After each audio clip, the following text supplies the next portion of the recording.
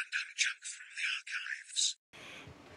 Hang on a minute, it's delayed. Look, Shall we go and tell him it's the BBC and we really need to get him on here now? Actually, he did the interviews on he did quite a good job, didn't he? It's a tough job. You've done it before. Well, actually, I didn't hear it because I was in the tunnel below the circuit coming from the commentary box. But did he do a good job, or were you just looking at him, not actually hearing? Did he actually speak? Benedict, Cumberbatch, come in. How are you? How are Good, you? I better thank get you. past some of my phone in case my mum rings, because it is Mothering Sunday where we... Have you not rung her yet? Of course I have, many times. She's in South Africa at the moment, so yeah. Now, sorry, I was going to say, we were just talking before you came over. Susie said you did a great job on the podium. I didn't hear it because I was under the circuit. It's kind of terrifying. It's another first, like the Laureus Awards that we were at the other night. I've never presented anything before, but they asked me, well, Bernie himself asked me, and you can't really turn that man down. So I thought, all right, yeah, I'll give it a go. But did you enjoy it? Hugely, hugely. I mean, the race itself was just extraordinary, and to be following it that closely, which obviously I did have something to say at the end of it, was a real privilege to be that near the track. And I was on the grid, not only just walking around the cars at the beginning like everyone else, but when they actually started right at the starting line. I mean, it was incredible. Oh, were you up on the perch? No, I was on the perch. I was down on the floor right by Lewis's car as he took off. Okay. So at first hand then, because you were standing there and because everybody's talking about the noise of these cars and they might not believe us, what did you think of the noise? I really enjoyed it, but this is the first Formula 1 I've ever been to. So it's a different noise. It's not as loud as the noise of yesteryear, but it's still a really exhilarating sport. I think the sound is only one aspect of the whole kind of dynamic of enjoying this. It's high skill, high speed, and tactics are as in play as they ever have been, if not more so, because of the changes to the engine. And where that may, defer a little bit to there being less noise, it still ups the game as far as what they have to do in order to compete and win. So it makes it exciting in a different way.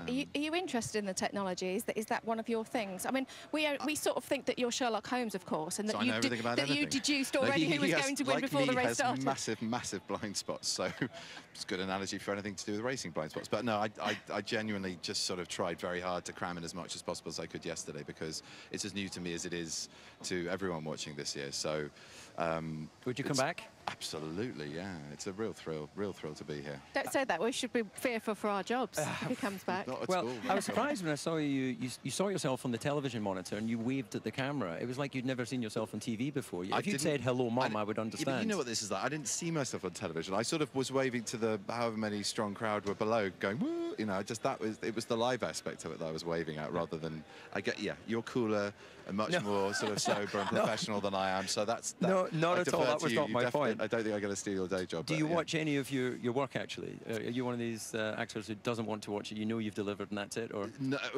primarily, no, I don't. I find it very difficult to watch the first couple of times. Usually when you've done filming work, you get back into it again for additional dialogue recording in a studio, and it's always a very gnarly experience to watch yourself, and that I take myself out of any enjoyment of anything I'm part of. So it takes a good few times to go, okay, right, I can settle back and not be critical. And yeah. You've been playing some interesting parts recently outside of Sherlock, of course, with movies and The Hobbit and Star Trek. You've been playing baddies. Yeah. That must be great to be able to play. My director's very excited that I'm talking to you, and he's telling me he's played a dragon. I'm going to wave at your director now. Hello, director. He'll never get over it. Right.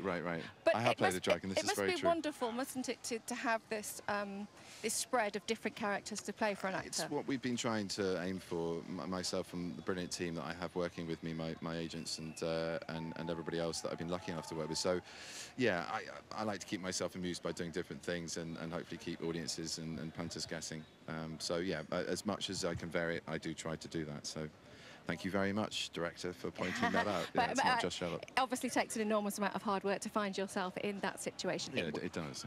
It would be remiss if I didn't ask you about another Sherlock. I presume there is another one hopefully going to happen. You work for the corporation, ask them.